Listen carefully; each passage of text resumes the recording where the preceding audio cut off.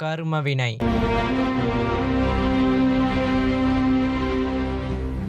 ஒரு உயிர் தன்னுடைய வாழ்நாள செய்யக்கூடிய கர்ம வினைகளின்படி பாவம் செய்தவர்களுக்கு நரகத்தின் வாசலும், புண்ணியம் செய்தவர்களுக்கு சொர்க்கத்தின் வாசலும் எப்பவும் திறந்திருக்கும். அந்த வகையில கருட புராணத்துல சொல்லப்பட்ட 28 நரகங்களையும் மேலும் சொர்க்கம் எப்படி இருக்கும்ங்கிறதையும் இந்த ஒரே வீடியோல பார்க்க போறோம். சோ ஸ்கிப் பண்ணாம கடைசி வரைக்கும் வீடியோ பாருங்க. வாங்க இப்ப வீடியோக்குள்ள போலாம்.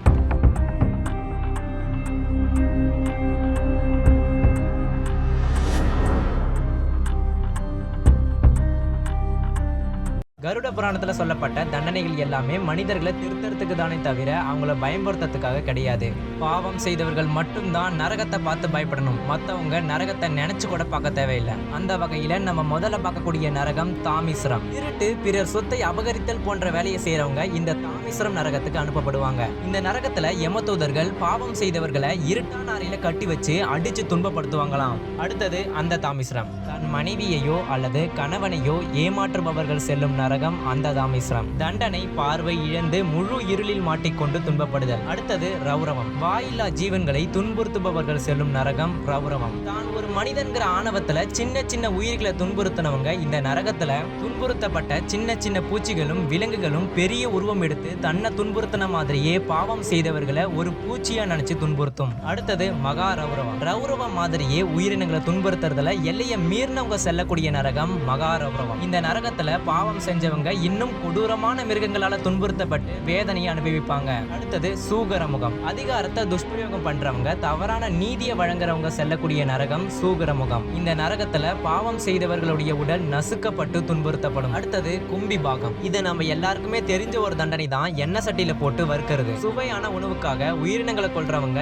இந்த நரகத்துக்கு போவாங்க. அடுத்தது காலசூத்திரம். மாதா பிதா குருன்னு சொல்லப்படுற 3 தெய்வங்களையும் அவமதிக்கிறவங்க இந்த நரகத்துக்கு போவாங்க. இதுக்கான தண்டனை எரியிற சூடான தரையில போட்டு வாட்டி எடுக்கிறது. அடுத்தது அசிபத்திரவனம். தர்மத்தை விட்டு அதர்மம் வழியில செல்றவங்க இந்த நரகத்துக்கு அனுப்பப்படுவாங்க. இதுக்கான தண்டனை என்னன்னு பாத்தீங்கன்னா, ஒரு வனத்துல இலை, செடி, கொடி, மரம்னு எல்லாமே முட்களால ஆனதா இருக்குமாம். அப்படிப்பட்ட வனத்துல அவங்கள ஓட விடும் போது அங்க இருக்கிற முட்கள் எல்லாமே அவங்களுடைய உடம்பை கிழிச்சு பெரும் வேதனைக்கு உள்ளாக்கும். அடுத்தது அந்த கூபம். அப்பாவி மக்களை துன்புறுத்துறவங்க செல்லக்கூடிய நரகம் அந்த கூபம். இதுக்கான தண்டனை கொடிய விஷப்பூச்சிகளால கடிக்கப்பட்டு வேதனையை அனுபவிக்கிறது. அடுத்தது கிருமி போஜனம். பேராசை காரணமா எல்லா சொத்தையும் நானே வச்சுக்கணும், நான் சம்பாரிச்ச காசுல ஒரு பைசா கூட யாருக்குமே கொடுக்க மாட்டேன்னு நினைக்கிறவங்க இந்த நரகத்துக்கு அனுப்பப்படுவாங்க. இந்த நரகத்துல சின்ன சின்ன புழுக்கள் எப்படி ஒரு பிணத்தை சாப்பிடுமோ அதே மாதிரி பாவம் செய்தவர்களுடைய உடம்புக்குள்ள போய் அவங்கள கொஞ்சம் கொஞ்சமா சாப்பிட்டு அணு அணுவா சித்திரவதை கொடுக்கும். அடுத்தது தப்த சூர்மி. இதுக்கான தண்டனை சூடான ஆயுதங்களால துன்பப்படுத்தப்படுதல். ஒழுங்கேடான உருவுல இருக்கிறவங்க இந்த நரகத்துக்கு அனுப்பப்படுவாங்க. அடுத்தது வஜ்ரகண்டகம். இதுவும் அதே மாதிரி தவறான உருவுல இருக்கிறவங்க இந்த நரகத்துக்கு அனுப்பப்படுவாங்க. இதுக்கான தண்டனை முழுக்க முழுக்க கூர்மையான முட்கள் நிறைந்த மரத்துல ஏற வைக்கப்படுறது. அடுத்தது லாலா பக்சம். இதுக்கான தண்டனை அருவருப்பான பொருட்களை சாப்பிட வைக்கிறது. காம வெறியினால பிறரை துன்புறுத்துறவங்க இந்த நரகத்துக்கு அனுப்பப்படுவாங்க.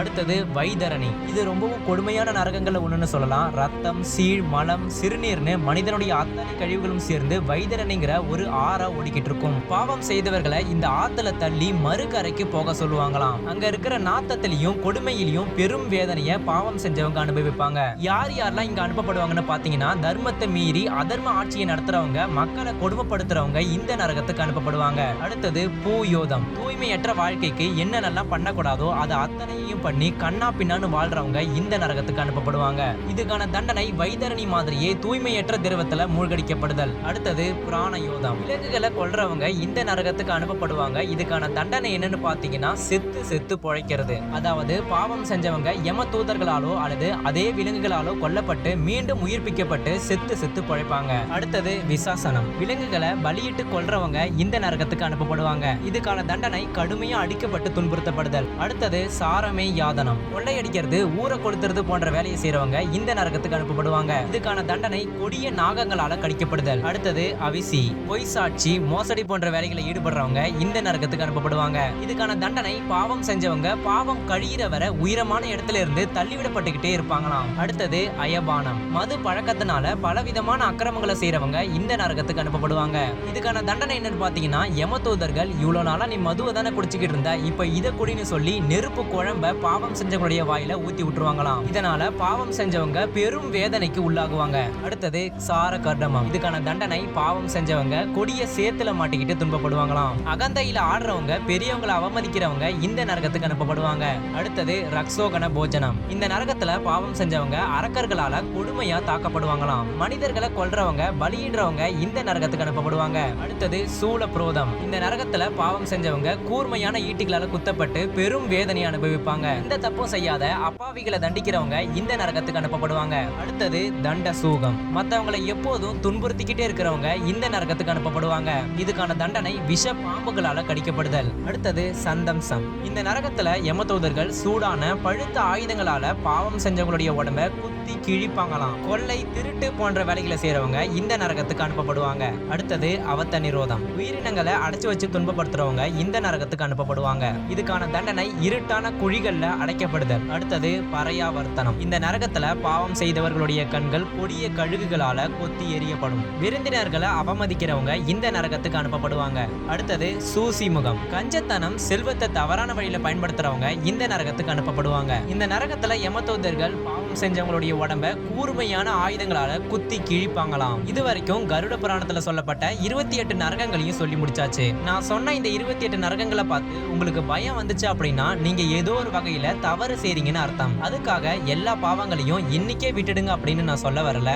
சொல்ல போனா எல்லா தவறையும் ஒரே நாள்ல திருத்திக்கணும்னு நினைக்கிறத நினைக்க வேணா செய்யலாம், ஆனா அது முடியாத காரியம். அதனால உங்களால குறைக்க முடிஞ்ச சின்ன சின்ன பாவங்களை தினமும் கொஞ்சம் கொஞ்சமா குறைச்சிட்டு வந்தீங்கன்னா சில மாதங்கள் கழித்து முழுசா இல்லைனாலும் நரகத்தின் வாசல்ல உங்களை தள்ள முடியாத அளவுக்காவது உங்ககிட்ட பாவங்கள் குறைஞ்சிருக்கும். நரகம் இல்லைனா சொர்க்கத்துக்கு தானே அனுப்பப்படுவோம். அப்ப சொர்க்கம் எப்படி இருக்கும்னு பார்க்க வேண்டியது அவசியம் இல்லையா? இப்போ நரகத்தை விட்டு சொர்க்கத்துக்குள் நுழையலாம் வாங்க.